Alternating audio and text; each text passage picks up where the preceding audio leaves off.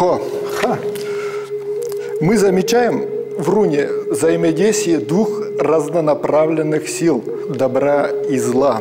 Одна сторона дает харзерлах, смелость, отважность. Вот эта сторона, допустим. Да. Да? А другая сторона дает хравзелах, страх, трусливость. Трусливость.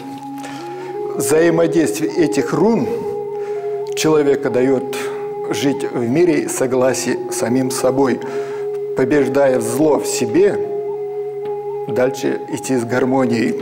То есть, смотрите, получается, пересечение хравжа – это страх. Да. И хастар. Да. Ну, хастар, харзар. Это смелость, отважность. Отважность. Еще эта руна обозначает как хузя. Хозяин. Есть еще третья руна. Производная от этой. Производная. Херес. Получается, с одной стороны, много можно говорить, но основное – это соединение и сохранение баланса смелости и трусости. Да. И на этой основе движение вперед, быть хозяином Да. и соответствующим образом в согласии с миром.